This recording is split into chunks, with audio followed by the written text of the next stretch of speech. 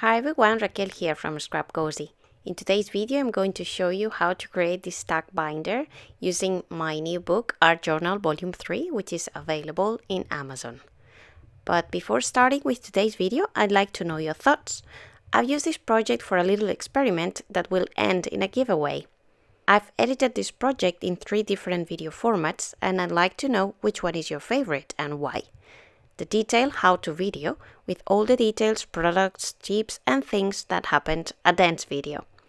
A summary how-to video showing some clips of every step at real time with lighter explanations. And the essence video. Nice and quick, the music and the editions are the stars. The objective is to enjoy it, not to learn from it. It would help me a lot to know which parts on each video you like or appreciate the most, what can be improved, and which of the 3 video formats you would choose as a favorite for future projects. You can find the links to the other 2 videos in the video description below. Your opinion, leave it in the video comments below, will help me deciding how I continue with my YouTube channel in the future. And since we are now more than 20k people here, I'd like to thank you for your help with a giveaway. I'll choose those subscribers whose opinion are valuable to me. The quality matters over quantity, so they enter the giveaway. I'll write all the details, the same details, in every video description. Thanks so much for everything. And now let's start with today's video. I'll use the craft paper, those that are available when they send you a parcel, to cut a tag shape. And for that I'm using a template that I've created with the same shape of the pages that will go into the binder, but I've created it in acetate. This has double purpose. One is helping me cutting these craft papers, and the other one is going to help me choose the images from my book and see through it. You will see what I mean later. Here I'm just aging the craft paper with Vintage Photo Distress, and now I'm using that my Art Journal Volume 3 book to decorate that tag. So as you can see, now I place there the acetate, which I use as a template, and then I know how the image will look inside the tag. So I'm just marking it with a pencil, and then I'm cutting it with scissors. All the pages from all my art journal books, this one is Art Journal 3, which is about sea, etc. They are in black and white, so the images doesn't have any color. They are like that, so basically you add the color of your choice. Here I'm just replicated the same page, just in a small tag format, so I'm using the same elements from the page of the book. And I'm just trimming them down to shape, so then they fit. And now I'm adding color.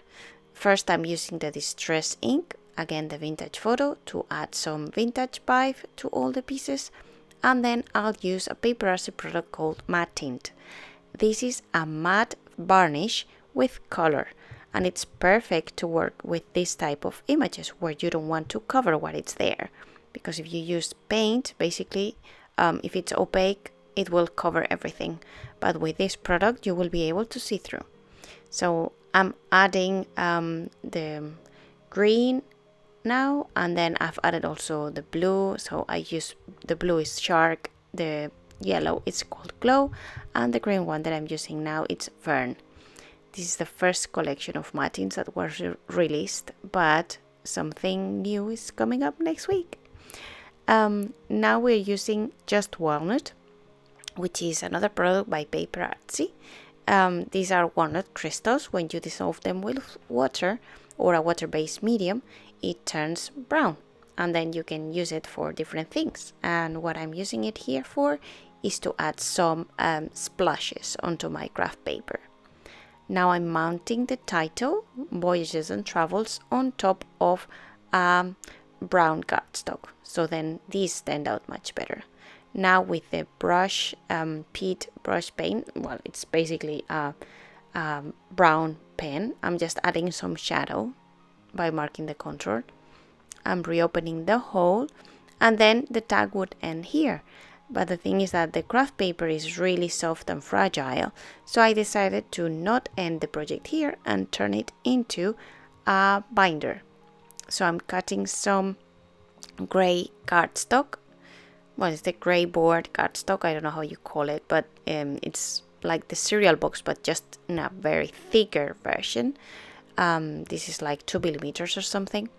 And then I'm adding some color on the edges and also inside of the hole with the same brush as before, the brush pen. So I'm covering front and back, only the edges everywhere. So then I can, well, use that brown color as another frame for my focal. Now I'll get the Vintage Covers Volume 2, the Blue Collection book that I've also released. It's available in Amazon. And then I'm choosing one of the designs for the inside of the covers. Okay, so I'm cutting 2 pieces and I'll stick them to the back of my covers. Although I cut it, I mean, they were larger than the actual piece because I marked it with pencil. I'm now cutting it so it's within the actual tag, and I can see the brown around. So the brown creates like a frame and it will look even nicer.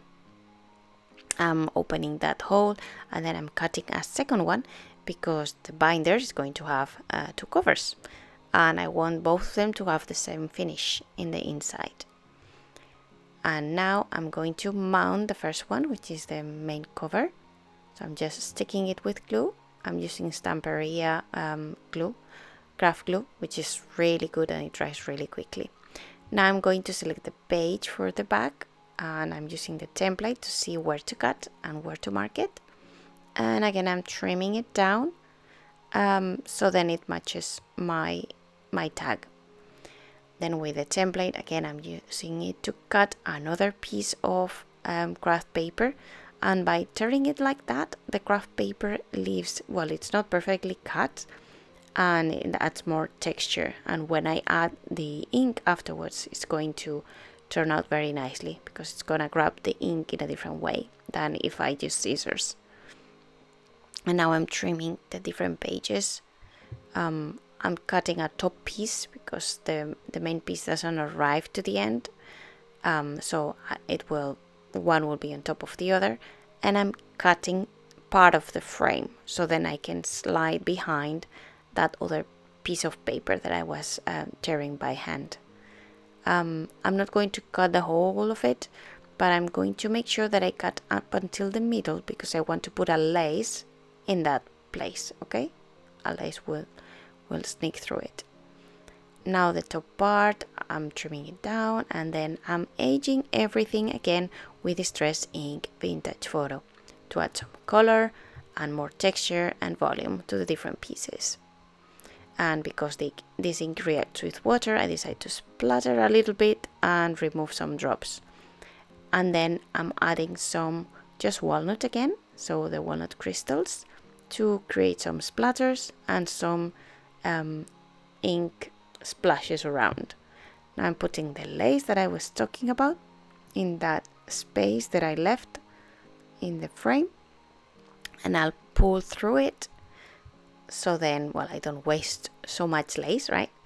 And then when I'm sure that it goes around, then I'm going to cut it and stick it to the back with some sellotape because I don't want it to move. I'm using a sari, which is like a silk ribbon, and then I'm being pretty generous with it because I think it gives a very nice luxurious flavor if you leave it long. And I'm going to attach it with some glue dots. The position that I chose was so then when it ties on the front, I don't cover the words, okay? Now I'm decorating the other part, the other gray cardstock, with some ink. Same thing that I did before. This is to, well, cover the grays and also to use it as a frame for my 2 pages that I will stick. Again, I'm coloring that hole with the Pitt brush pen. Then I'm sticking the page down and edging it a little bit more with Distress ink. And then it's time to reopen that hole and stick everything in place.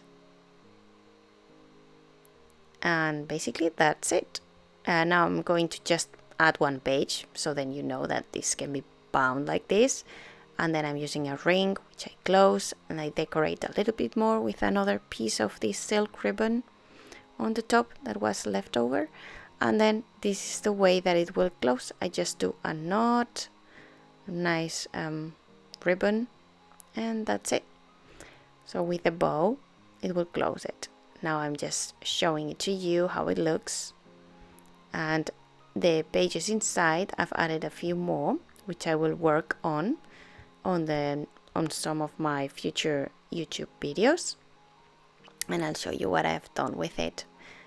And then, well, yes, that was the project. I hope you like it. And well, just to remind you that this video is the long one, let's say, the detailed one. There are 2 more, and if you could help me out on deciding which one you like the best and why, if you write in the comments below, then well, you will be part of the giveaway that I'm doing for my 20k subscribers. I hope you like this video, or at least some of the other 2, and I hope to see you around in my YouTube channel. Thanks very much for watching, and see you in the next one. Bye!